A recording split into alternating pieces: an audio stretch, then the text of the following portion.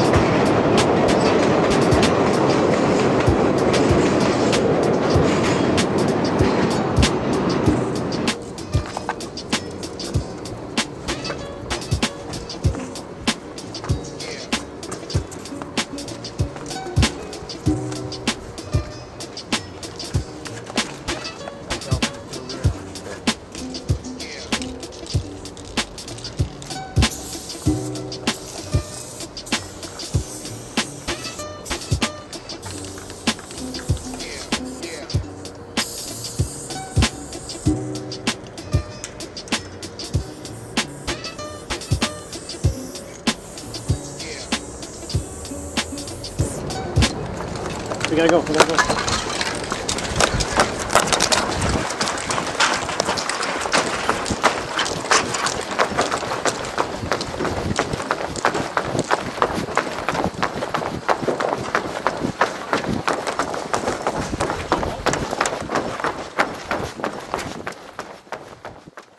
Yeah, it was just like a, you know, it was a great time, you know, to like really see something start from nothing and then just explode.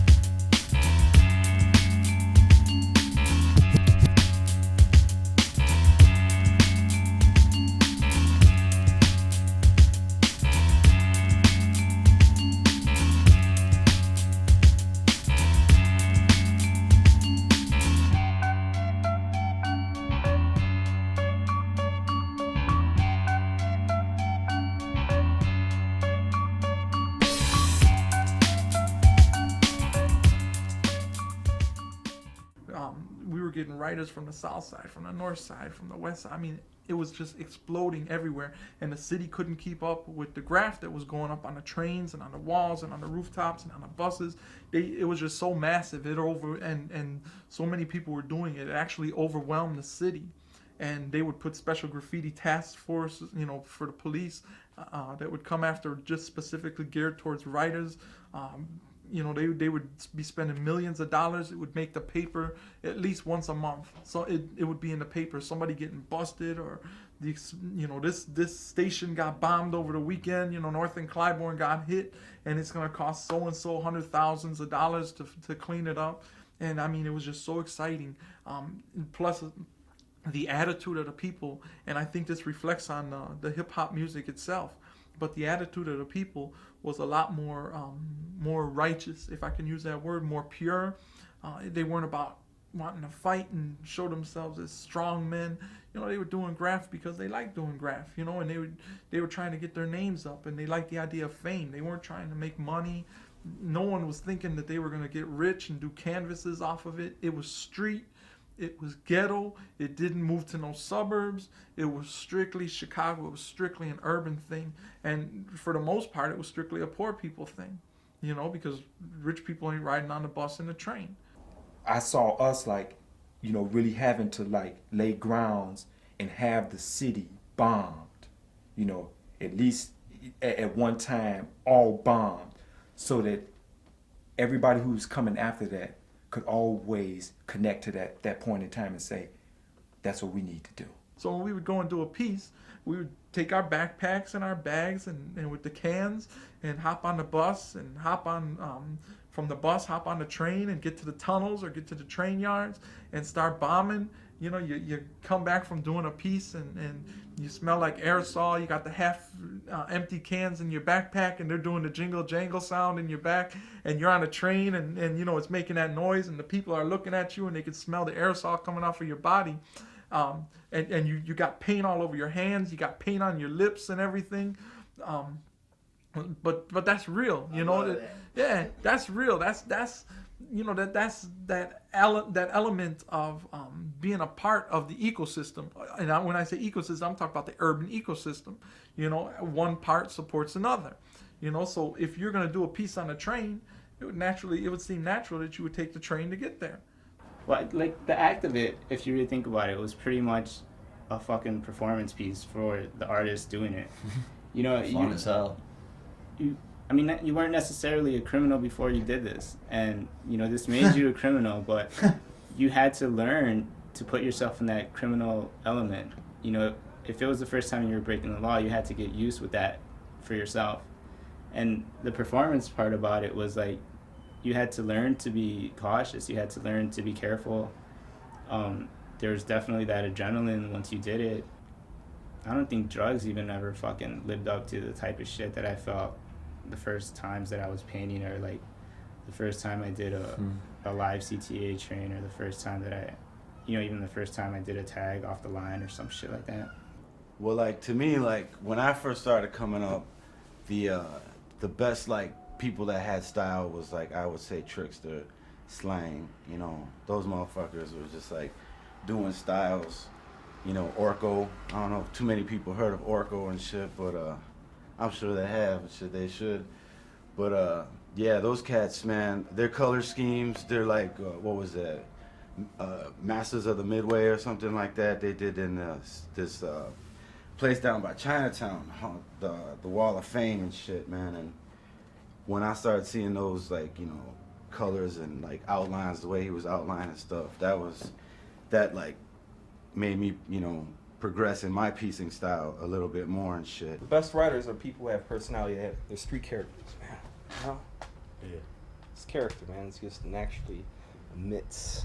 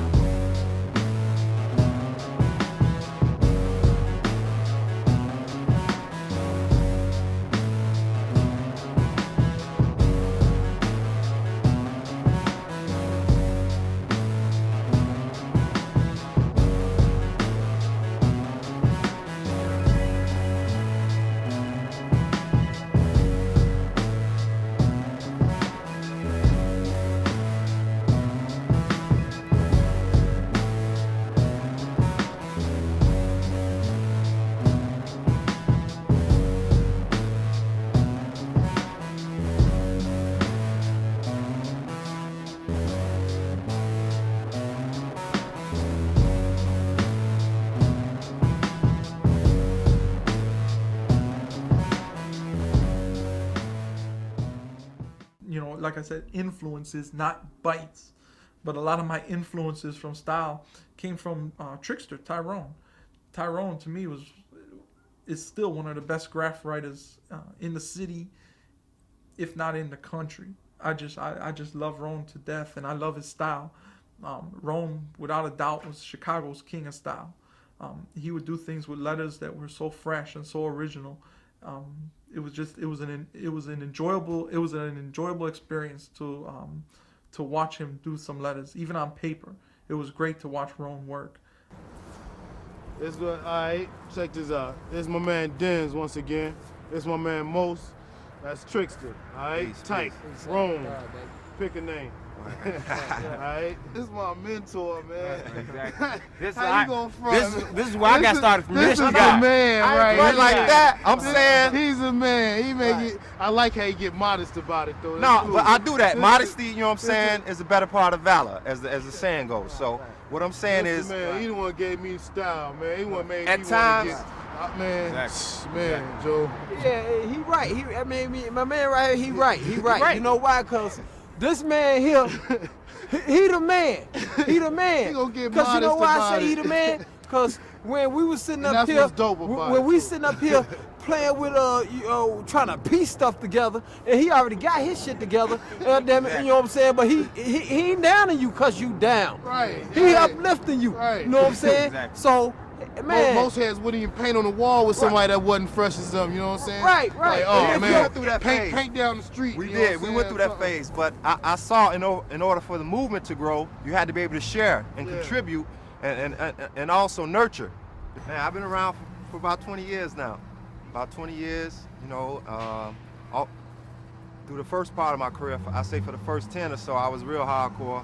And then during that second half, I was pretty much, I was doing a lot of mixed, I started applying my talents to different fields. And I was doing some traveling and this and that. But every once in a while, I still come back out and rap, you know, and do some stuff. But that's primarily, you know, how long I've been out, 20 years and stuff. And in that field as far as graph, but totally I've been out maybe about 22 to 23 years in the hip hop movement, you know what I'm saying, b-boying, breaking, you know what I'm saying, graph and graph writing and the whole nine, you know. I mean, we had our egos. I mean, that's what graph is. That hip hop is, you know, it's battling. It's whose crew could get up the most, you know. How many times can you get it up? Who's doing the outsides? Who's doing the fill-ins? You know, who's got the tightest styles? Who's got the best characters? Graffiti as a whole was all those things. You have crews that will battle with one thing or the other, but if you're calling yourself king, you got to do everything. I mean, I've heard that many times before, and that's actually one of the truest statements of, you know, just of graffiti, I think. The spray paint thing, I think it was our own art form.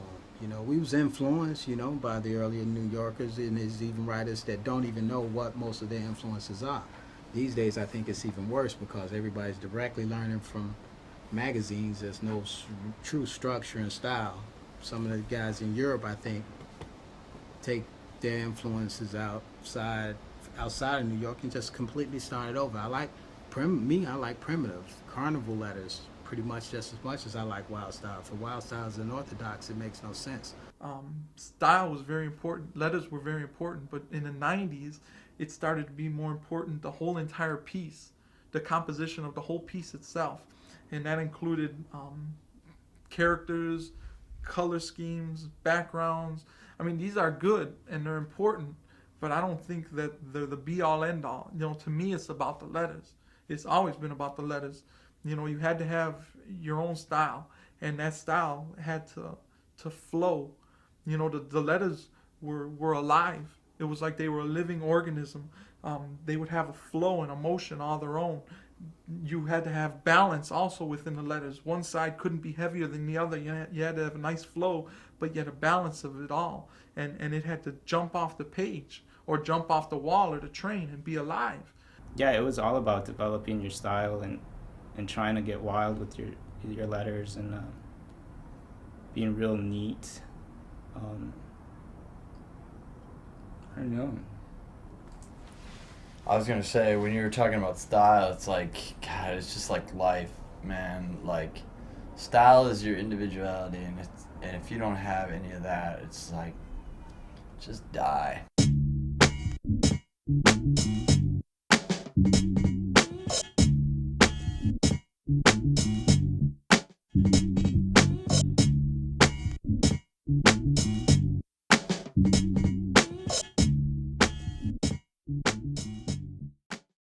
Bunch of like whack crews came out and shit. Like kids didn't seem to know like anything and shit. You know, they was just like dissing everything. You know, like going over old pieces. You know, doing just goofy shit. And I don't know. And it just seems to be like digressing right now and shit. It seems to get worse and worse. Like now, kids don't even seem to want a piece no more. You know, they're just doing throw ups, doing whatever and shit. And they don't even got any styles, man. They're just looking at too many magazines and stuff, you know, like they gotta revert and go back into the past and shit and look at the old school writers and shit from, you know, from like that time and stuff, you know, and realize, man, that it's about, you know, rocking shit, you know, like nobody's rocking shit no more. It's about getting up, doing the dirt, you know.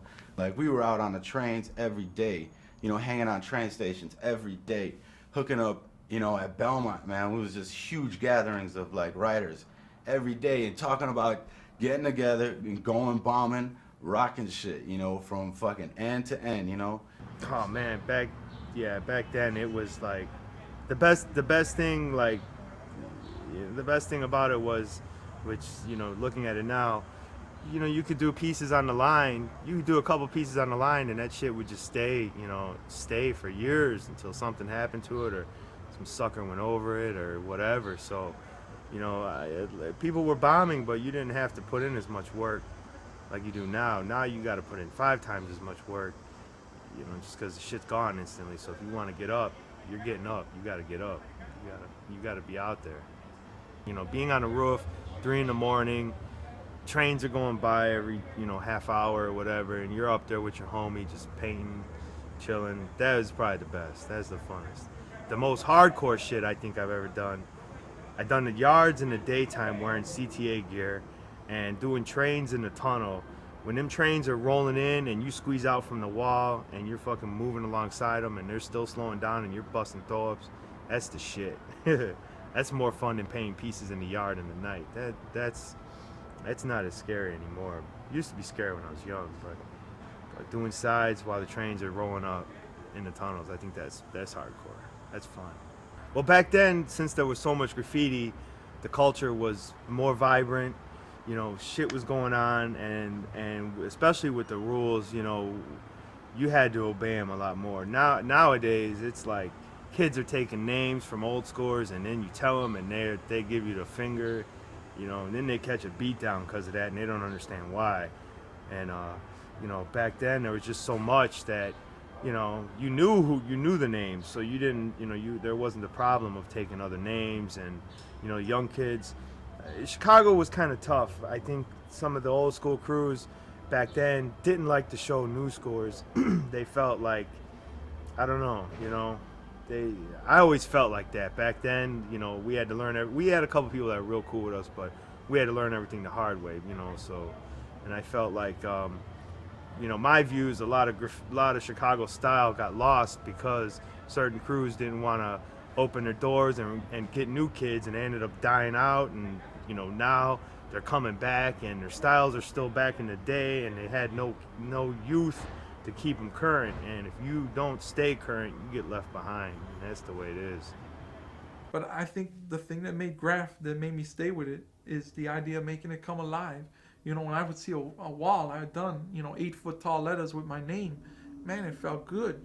You know, it was like, man, you know, that's me. You know, that's me up on that wall. You know, that's me bringing life to the neighborhood. You know, that's me. That's my heart put on a building.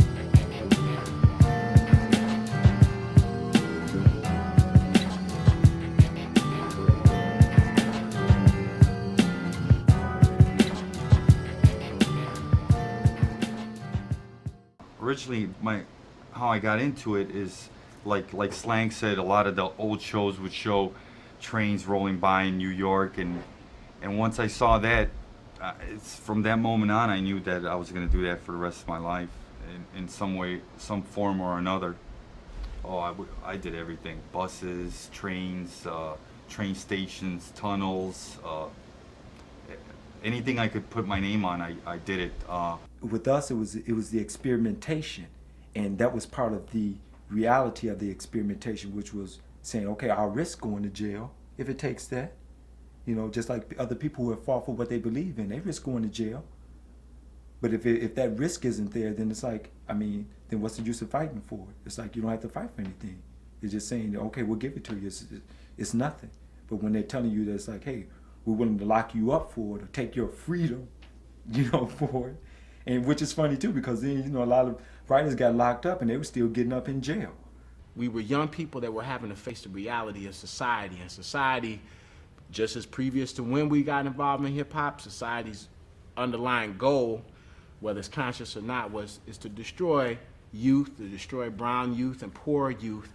And amazingly, hip hop, in a sense, I feel like it saved our lives for 4 years and got us real excited about very creative things and competition in a positive and negative way, but still competition perhaps in a less destructive way, you know.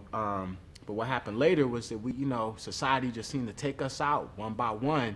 And I think ever since then, even every generation is the numbers have gotten less. You know, writers have still been as powerful and productive and strong, but it almost seems like, you know, we come to a point now in the modern day where, you know, we have like a Zeb and a Flow. You know, these are some of these young writers that are coming up, but what's sad is it's like only 20 of them. You know what I'm saying? And I'm like, at least back in the day, I could go to the Belmont and see, you know, and see 50 people and then know that they represented by extension a whole nother, you know, 200 people, you know, and by extension another 500 people. So there was a, you know, a huge group of young people that you could feed off of. So I think, I guess what I'm bringing up is a challenge that hip hop has been facing just generation after generation, as society has become more harsh, and as racism and economic bias is really taking its toll on destroying young people and their families around Chicago especially. As far as graffiti is concerned in the Greens, and that's Cabrini Green for everybody who doesn't, you know, follow and know the, you know, the tales of Cabrini. I mean, we put it on the map on another level, man. Just like, you know, going out bombing, you know, putting that artwork up where it's like, you know, nothing before. Like I said, even for a lot of people in Greens, like to let them know that there's like something else going on outside the walls of Cabrini Green, because a lot of people in Cabrini Green have never been or ventured far from Cabrini Green. And you would be surprised at how that place was like, you know, their own self-made prison. But when they saw this stuff happening, you know, like me and Demo and then the other, you know, cats, you know, from other crews like coming over and bombing, you know, and putting pieces up, it was like, whoa, you know, what is this? What is this all about? Where did this come from? And once they saw it and saw the energy, I mean, you should have saw the kids who like flocked to it like, man, I want to do that. That's what I want to do. Because there was a lot of young, you know, good, gifted artists in Cabrini and really didn't have an outlet to like express themselves. You know, some of them because they didn't have money to like go and get materials and supplies, you know, that they needed to do the artwork, whether it be just like coloring pencils and paper. If you ain't got it, you ain't got it, you know. Hard as hell in the Greens. And like I said, at the same time, you know, it deterred a lot of would-be, you know, hardcore gangbanging, you know, kids like, you know, gave them another outlet, another avenue to like say, well, you know what, psst, I know it's gonna happen if I get into this, you know, this gangbang deal, because it's like, it's, you know, it's showing you, it's like the life expectancy in that man can be so short. What drew me to graffiti was, it was like, I guess the lesser of two evils. I mean, I needed to be mischievous, but I didn't want to be a gangbanger. And the idea of escaping the gang culture is also something I think that's original to Chicago. You know, a lot of people, I mean, in the neighborhood, you either a hip hopper or a gangbanger. You know, that's the way I remember it. it's totally up to you. You know, you can go out here, you know, you can put gang signs up, or you can come out here and you can put up these pieces, man, that, you know, that people are going to be wondering and asking questions about because it's something beautiful.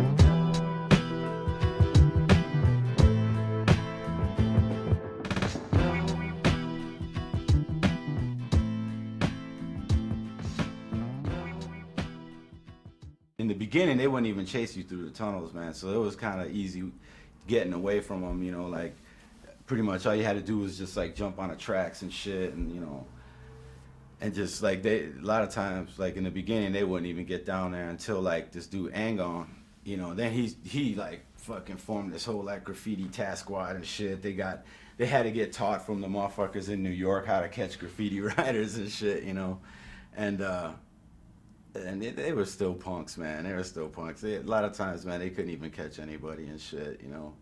The Vandal Squad, yeah, the Vandal Squad was no joke. Those niggas were on your ass. I mean, twice, I'd be sitting on Belmont before I had a car, I was young, waiting for the fucking bus, and these bitches would drive by coming from getting off the train, and it would always be Mazira and Lady Jane, and I would see them peep me, and I'd have my pager with Erie on it, and marker probably, and they would, well, the one time I had my pager with Erie on it and a marker, and I seen them go by and they fucking broke their necks. I said, oh shit, and I was with my girlfriend, so I gave her all my shit, and sure enough, they came around, you know, hey, bro, what's going on? You know, blah, blah, blah. So they searched me, I didn't have nothing, and they ended up fucking throwing us in the car to catch the bus, to put us on the bus, because they felt bad they made us miss the bus. But yeah, I mean, they'd be everywhere. They would just be driving around. If they seen you, if they knew you, they would stop you and, you know, what are you doing, where you going? I don't know. They used to always be everywhere. Everywhere you turn, they'd be there. Sometimes they'd be on stations, like they knew you were going to rock them. You know, like go down to North and Clybourne, and sometimes they'd just be there, like they knew. I don't know. They were on it. They had a list. I seen the list. That fat of computer printout, that fucking paper, and everybody's name, all their info, and who they've been arrested with, what crew they're on. I mean, they were on it. But they ain't stopped me. I'm still going. You ever been arrested for this? No, man. In my whole career, I got pinched for graft one time, man. Lucky. My whole career, man. And you know what I'm saying? That's funny because it wasn't like I wasn't out there, you know what I'm saying? One time I got pinched, man, being greedy, man. Started on the trains at like 97 and 98, and pretty much just all been that since then. How many trains have you hit? As of right now, 440. It gets bad sometimes. I mean, when we went with you, we got chased and we got surrounded. And we were pretty lucky to get out of there. I was surprised. I figured at least one or two of us were going down. It didn't look too good. You gotta be super careful, because when they get you, they stick it to you. Oh my God. Being in court for like a straight year is not fun. Have you ever been arrested? Yeah, I've been arrested a shitload of times. Yeah, you know, probably more than most guys because I just did a lot of crazy shit. But yeah, I've been arrested 28 times, but maybe 3 or 4 of them were for other shit. You know, stupid shit. I don't know. Yeah, I've been arrested a shitload. Everybody, you know, it goes with the territory. You're gonna get arrested, or you're not gonna get up and you're gonna be a fucking permission law faggot. It's county every time. Every time it's county. Dick doctor every time. It was pretty depressing. I mean, it's like, come on, man, that's fucking. I'm writing on a goddamn train. I don't belong in here. I had caught a case in '94. Was on 2 years of conditional discharge. The week before I was getting off, I got arrested doing a tag on a train. I don't know what I was thinking. It's 3 in the morning. You know better. You know, the train was packed with. Everybody on the train was a fucking cop but me and Flask. And I busted a tag. I got up. The whole train got up. They locked me up, whatever. And so I caught another case on my probation.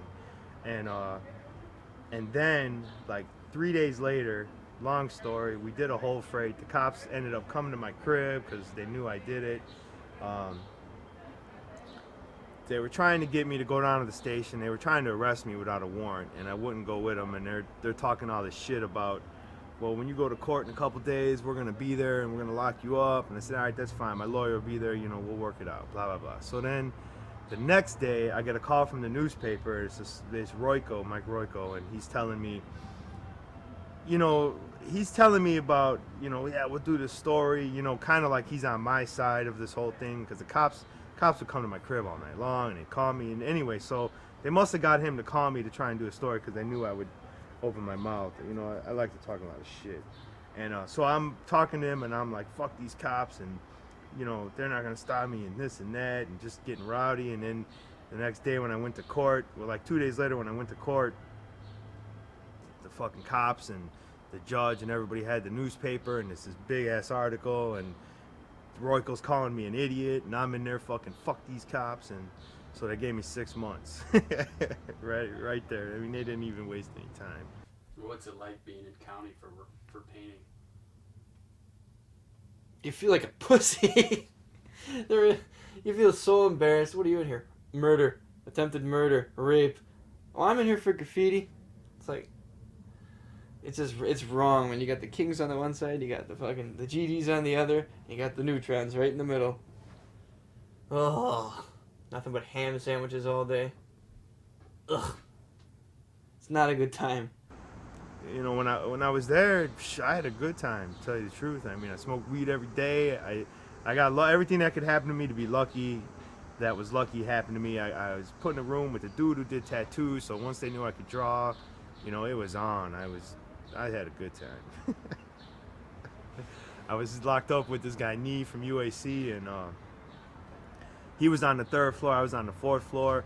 His floor was kind of rowdy compared to where I was at. I was with a lot of old timers, so everybody was cool, but he was down with the younger guys. And anyway, they fucked us up and separated everybody, and they stuck me down there with him. So me and him were just chilling, man. Got high every day and drew, ate. I ate a lot. I gained weight in jail. I don't know how the fuck that happens. Fuck it. But it was alright. Should try it. Fucking spray paint was invented in Chicago? And you can't even fucking buy a can of paint in Chicago? Are you serious, man? Yeah, that shit was in the paper the other day. It was invented in Chicago. Fucking that and the fucking 8-hour workday. They banned the sale of spray paint, the possession of spray paint in the city of Chicago, and the state made graffiti a felony offense. And I think that those two things, and you talk to any graffiti writer around the world, anyone around the world, and everyone knows what impact that has had on Chicago. Everyone can see it. I remember talking to Civil, who was like one of the most hardcore bombers of the 90s, and he said, man, he said, I'm trying, against this buff. He said, but these motherfuckers are, he said, I'm hitting 10 walls a night and coming back the next fucking day. And I use curse words because to express his frustration, and it's gone. And I don't know, it kind of became a game at first, to see if we could tag up quicker than they can buff. but it turned out that they could buff quicker than we can tag. You know, we tried, but the city put up a good fight. You know, you got to give it to them because they knocked us out the box.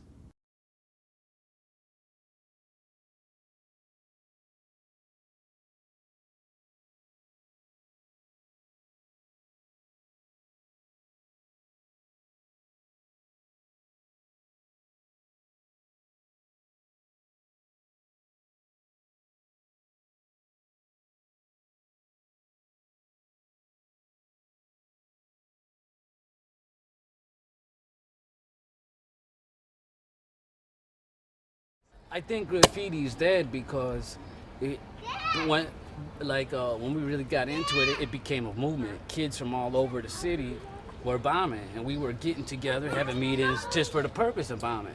That shit doesn't happen anymore. And back then in its height, you saw graffiti everywhere. Everywhere. Bosses were killed, chains were killed. You don't see that anymore. Outside pieces. Yeah, when the 90s was so evil, the mid-90s, that's why they started the buff. And why the buff be happening was because of these kids that hooked up with us. And it was like a finely tuned machine. And it was just like so evil. We fucking fucked shit up that they had like, Mayor Daley's like, man, the president don't even want to come to Shy no more. Yeah, but you know? Hey, graffiti is just an inner city activity for kids. You know what I'm saying? It's free to do. You ain't got you don't need It's no money. alternative to gang, You know, do graffiti. You know, you just it's like a little activity. Like it's like tennis. Turning graffiti into a felony, what also happens, I remember like Upski, by the time I met him, he had like 13 arrests under his belt and had not had to serve any punishment really by that time. But then by the 90s, someone like Nike had 13 arrests under his belt and he had to do 3 to 6 months jail time just for graffiti, which was mind-blowing. I mean, you know, that is mind-blowing. I remember this one brother, Dane, got busted on a rooftop, and it was a real good kid too. And he got busted, and they put a felony on him. It was his first time getting arrested, and they gave him a felony. And I remember seeing Dane like maybe 4 years later, and Dane was having trouble getting a job, a decent job. Why? Because he had a felony on his record. This was not a violent kid. This was a good kid, and yet he was now having trouble getting a job because he painted on a building. You know, he's going to have this problem with him for the rest of his life because of paint on a building, on a rooftop. You know, it doesn't seem like the punishment fit the crime.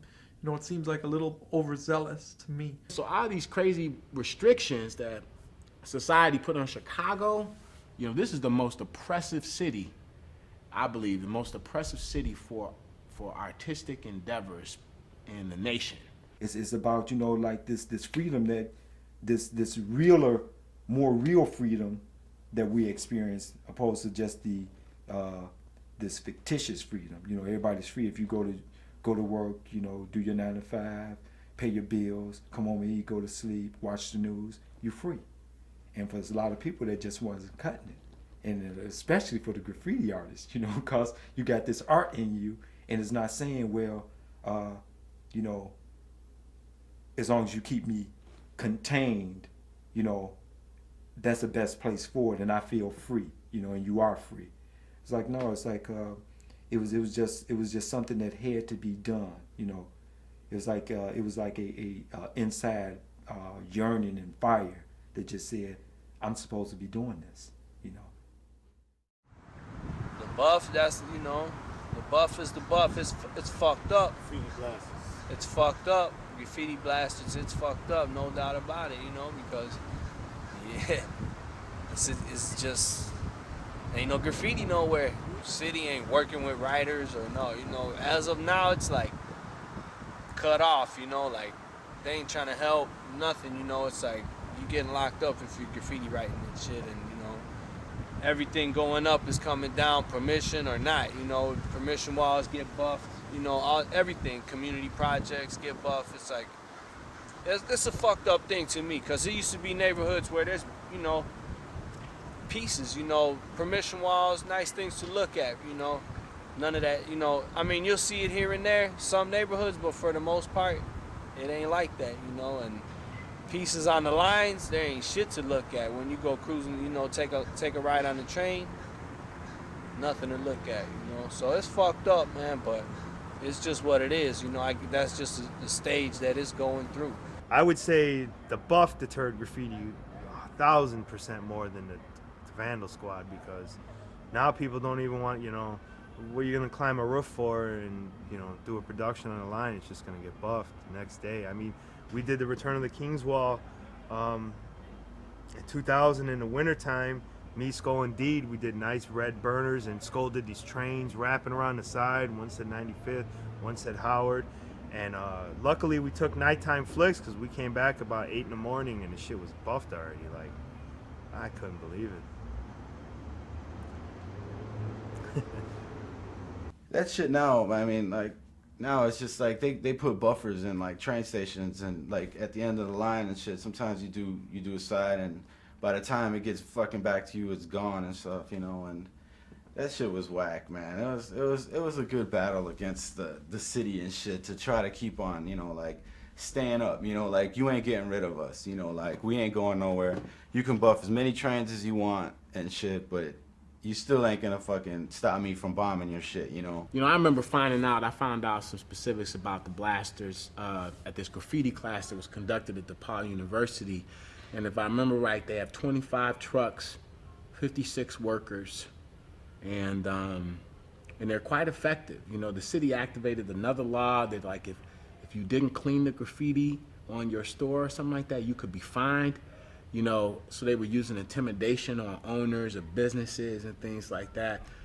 But when these dudes came to speak to this class, man, they were, you know, they knew, I mean, they were highly confident. They knew that they had been successful, because this class was in 1996 or 97, okay? And they knew they had done their duty, and they were so ahead of the game now that they didn't even have to they didn't even have to try hard to stop graffiti anymore. And so that 90s generation, you know, that came in at 91 and then picked up and was, you know, probably hit its peak in 93 and 94, you know, and everyone before was just facing a type of repression that none of us had ever imagined. The way I feel about the Buff and the way graffiti's going since the Buff came, basically I feel sorry for the viewers, the lovers of art, you know, because to me, fucking riding the train was like a free art gallery every day. I wish it was still. I wish everybody go do a wall tonight so I can get a free trip to an art gallery tomorrow. Chicago, when writers come here from out of state and out of the country, they see it. They're like, man, I see where all the graffiti was. They're like, I see all the brown marks, and you know what I'm saying? It's evident. And that's basically just obliterated soul.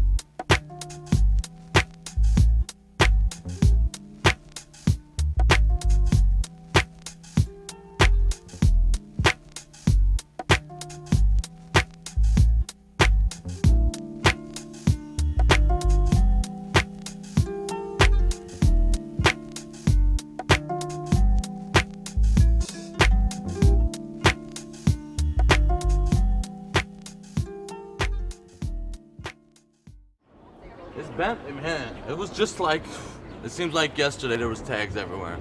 It wasn't yesterday, nigga. It was like 10 years ago. You don't want to make graffiti seem like an asshole art, you know? That's what a lot of people did, you know? Like, they overdid it. These kids were getting chunks of wood and getting sandpaper, big chunks of wood like this, and stapling it, and then doing toy-ass tags, man, with their big-ass Jenko pants, man. You know, that Jenko shit? You know, and they have their tongue pierced, and like, what do you write, dude? What do you write? Do you write? Man, I'll big slap you. And I'm not Mr. Tough Guy either, man, you know? You know, but people kind of who jump in and out of graph, or they're in it for a few years to see, you know, what they can get out of it. I don't think that's the right attitude to have. I don't think you should say, what can I get out of graph? It's more like, what can I put into graph, you know, to benefit the hip hop community. What we did, man, you know, I can't blame all these writers. That there's a whole school of writers out now, man. I don't know where I'm gonna tell you, I don't know where your styles came from. I know where they came from, but they didn't come from here. I'm talking to you right now because this is something I want y'all to understand. Your styles came from these magazines, and most of y'all don't even understand what you're doing. You don't understand the mechanical techniques because you figured it out. You think you figured it out. But I see dudes out there, man, they go out and they can do a beautiful piece, but can't do a single clean outline, which is amazing. They can't even do a straight line, right? They can't even do an effective tag, you know? And what happened is, basically, this is what it is. If you look into an older generation and you want them to influence you and you see their styles and they're super dope and this and that, but they tell you, fuck you, get your own shit, right? Then you like, well, damn, I'll just go look at a magazine or a book, right? You know, same thing as anyone's gonna do. And then you start copying what you see there. Permission walls nowadays, you know, it's a way just for people to get out. Sometimes they only got time on the weekends. You know, they have to fit in their schedule with the regular life. When you're a kid, that's when you get to be out and do your thing, and you ain't worrying about nothing really if you're living under your parents' roof. Those motherfuckers It's are just straight graffiti ghetto. artists, we're graffiti writers. That's the difference. I mean, the walls, there's guys that put tape on the walls for straight lines. That shit's straight whack, you know what I'm saying? Or straight chop you up. You want a straight line? That's me, I'll do your straight line for you. You know, don't put tape on the wall. Like me, I'd rather sit there, like if there's a fill-in across the street from a permission wall, I'd rather look at the fill-in that's in a weird spot than some practicing ass fucking paper king fucking same old shit permission wall crap, you know? I mean, hey, some of them get their props, some of them get their due respect because they try to go out and maybe hit one illegal thing and get their shit in a magazine, which is kind of whack. Someone's got to put a stop to that shit. You know, you can't get discouraged. You gotta have that fucking desire to rush to just be like, ooh.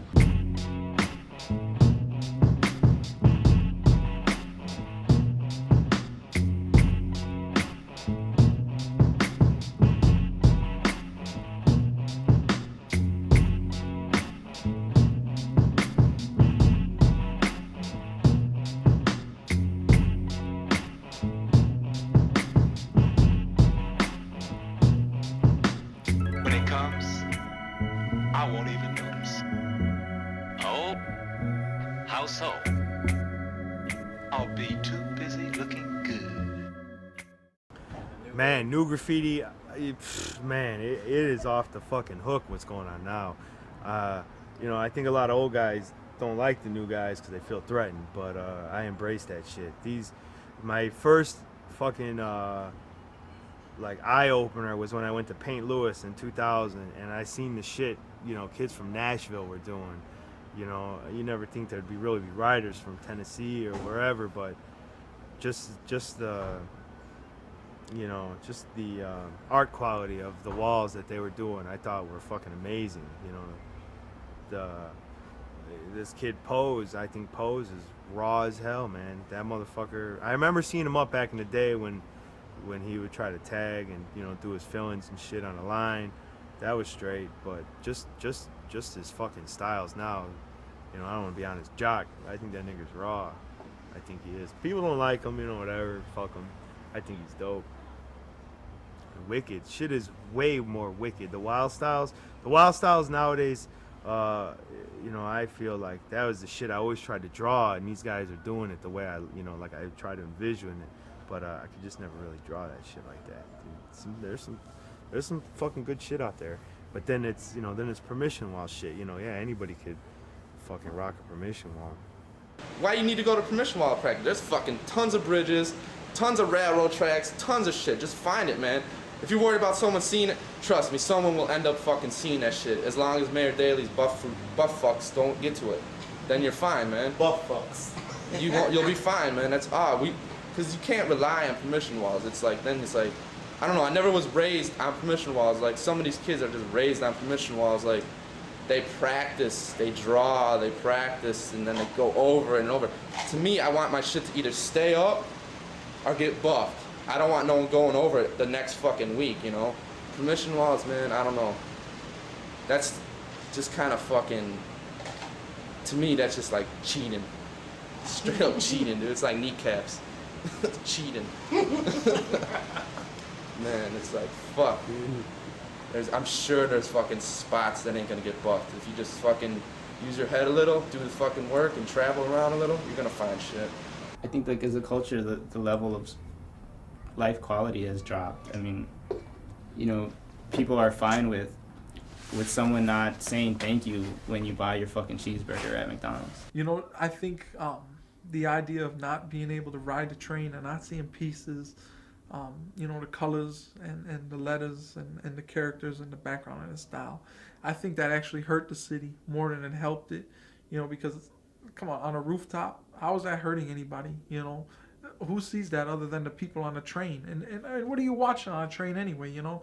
You're going to look at bare rooftops? What is that? There's nothing to see with that, you know? But when you ride by and you see the colors and you know, it gives a certain life to the city.